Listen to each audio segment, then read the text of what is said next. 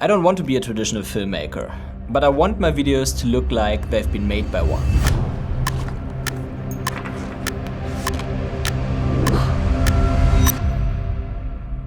This here is a so-called anamorphic lens. It's a type of lens that gives you that cinematic widescreen look, something that we're traditionally only used to seeing in cinema movies.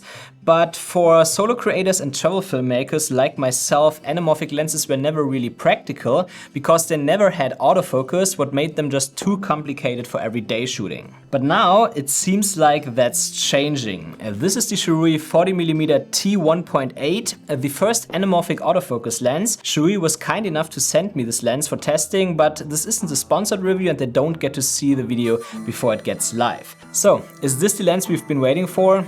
Let's find out.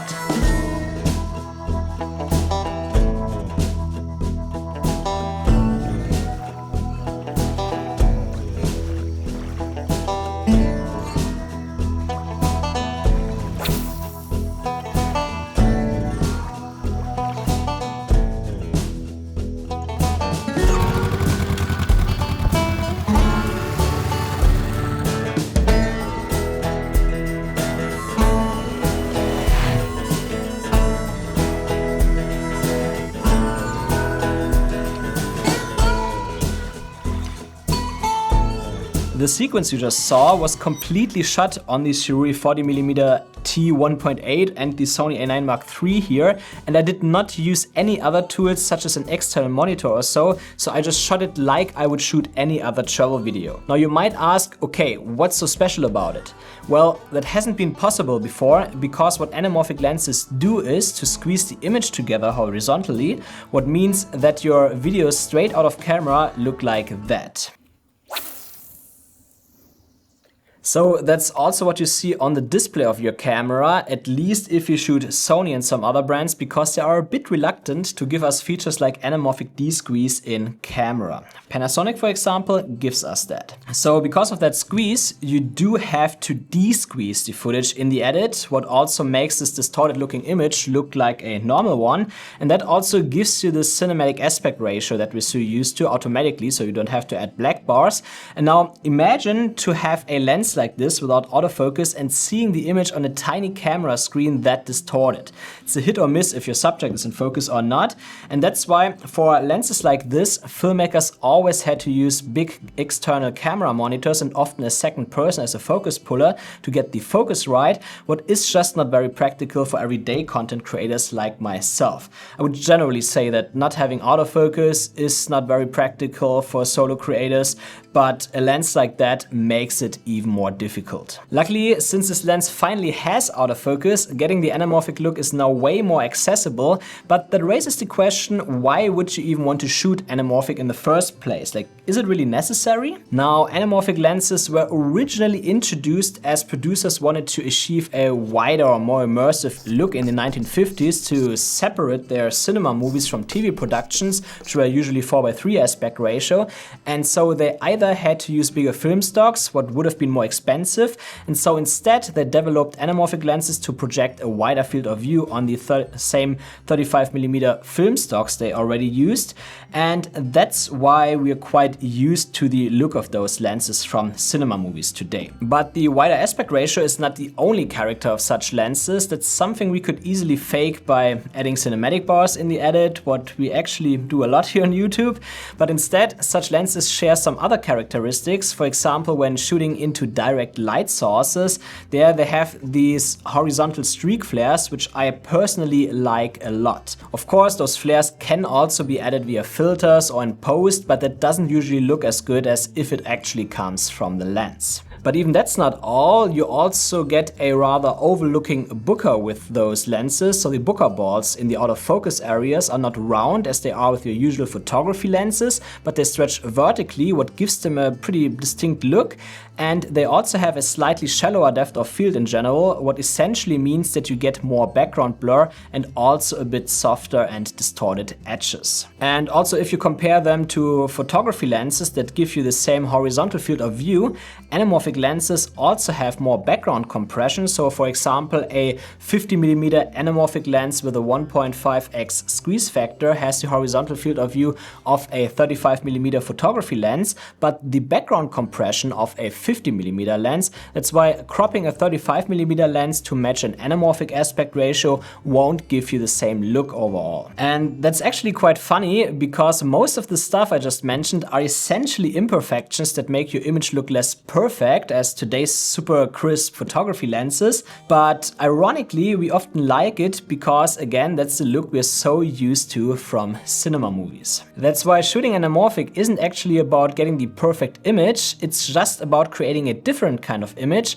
And honestly, when I looked at the footage I shot with this lens, I was kind of blown away. Like, it really looks different, and I do love that a lot. The only issue I find with the actual footage is that it's actually a bit too wide, which happens because Sony doesn't give us open gauge recording, even on their $6,500 A9 Mark III here, while Fujifilm and Panasonic do that at much lower prices, $800 for example for the Fujifilm X-M5. So especially if you're a Fujifilm shooter, I think this is actually a really nice lens for you. That paired with especially an X-H2S would be fantastic. Unfortunately, I don't have this camera anymore, but if I had, we would have a lot of fun.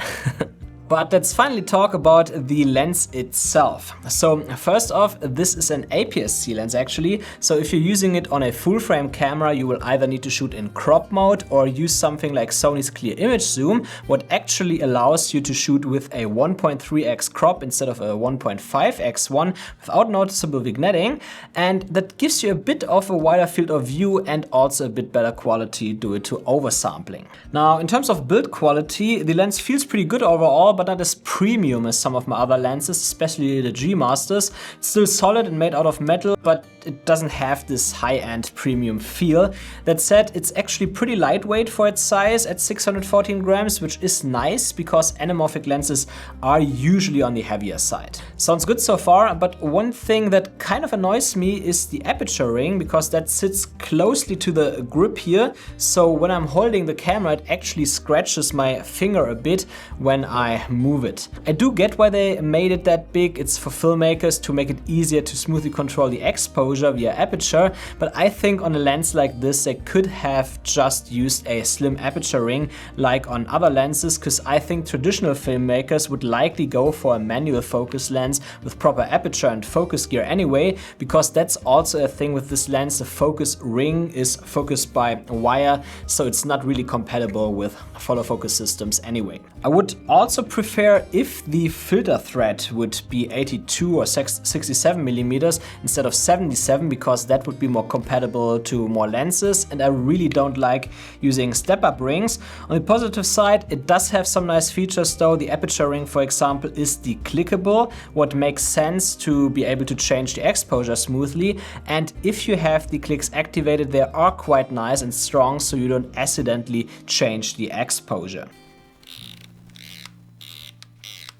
You also get an AF/MF switch here on the side, which is always handy, plus an AFL button, which lets you lock the focus in place while you press it. That's also pretty unique. And on the mount, you find a USB-C port for firmware upgrades, which is always good to keep it up to date in terms of autofocus, etc. And regarding flares, you get two versions of this lens. One is with neutral flares, that's one that I have here, and the other one is with blue flares. Personally, I prefer the neutral version because it looks more natural. Like if I shoot into the sun, the flares are warm and not blue. But if you love that classic blue sci-fi look, there is an option for that as well. And in terms of compatibility, you can get it for Sony, Fujifilm, Panasonic and Nikon, which is nice because a lot of anamorphic lenses tend to be more niche and limited in mount options. Of course, Canon is missing here because they still make it pretty much impossible for third-party manufacturers to create autofocus lenses for their mount. Canon, you do have a really nice camera with the R5 Mark II at a great price point. If you would finally make third-party lenses available for full frame, that would bring many creators over, maybe even myself. Just saying. Anyway, let's talk about autofocus because that's a big deal with this lens. First off, minimum focus distance is 60 centimeters, which is not super close but pretty normal for anamorphic lenses. So you're not getting to get those extreme close-up shots, which I would have loved to get sometimes, to be fair. But the autofocus itself works quite well for talking head shots, which is probably what you will mostly use it for, but it's definitely a bit slower compared to most other lenses I've used. It's not bad, but if you move closer or further away from the lens fast, it might take a bit to keep up. Also, you ideally want to keep your subject somewhere in the center of the frame, because once they get closer to the edges, it's more likely to lose focus, probably because of that anamorphic effect. Now, that's something to be expected with anamorphic lenses, but if you didn't, that's something to keep in mind if you're moving around a lot. And one thing that might be an issue for some people is focus noise, which is definitely noticeable even with a shotgun mic on top.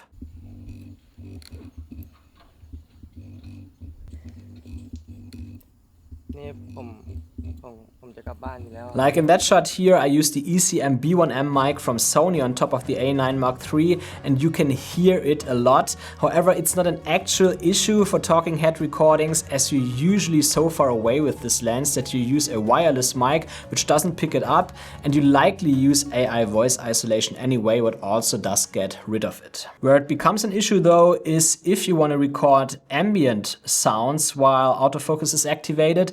So unless you absolutely need to track a subject, I would suggest to switch between auto and manual focus before you press record, which is what I do anyway most of the time when I shoot B-roll, so it could be better, but most of the time it's not a big deal. Another thing is focus breathing. It's pretty noticeable, I have to say, but honestly it's just normal for anamorphic lenses. There's probably not much they can do about it. So yeah, this is definitely not a lens for sports or any kind of fast-moving subjects, but if you're shooting more cinematic and slower paced content, it does get the job done pretty well, and I would totally use it to shoot a full travel video. Alright, so much about autofocus. Let's talk about image quality. But honestly, I think judging this lens purely on sharpness and perfection doesn't really make sense, because like I mentioned at the beginning, anamorphic lenses aren't about technical perfection, they are about character, and that's what makes them interesting. So don't take the quality tests here too serious. Now, in terms of sharpness, it's not bad, but it's definitely softer than many other lenses I've tested. If you're used to ultra sharp modern glass, you might notice that, but honestly, that's kind of the point. And if you want to have peak sharpness, you will get it around f4. So for landscape shots, for example, I would definitely step down to that, but I have to say that the results here might be slightly off because I don't have an APS-C camera to test with this lens. So I had to use my A7C Mark II, which only gives around 14 megapixels in APS-C crop mode.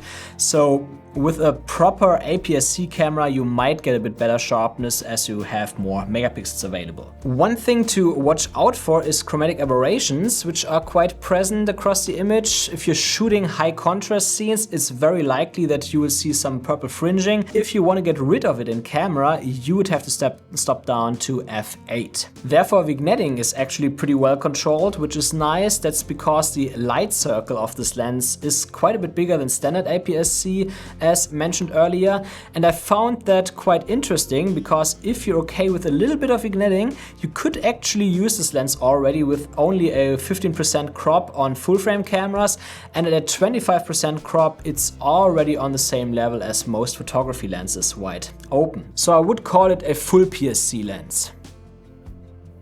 Not funny? At least I tried. Good is also that the vignette already improves a lot towards f2.8 and is completely gone at f4, and that's with only the 15% crop. So from f8 onwards, you could also use it as a full frame lens with little dark corners. Now let's talk about flares on this lens, and I don't mean those flare streaks that people usually are looking for on anamorphic lenses.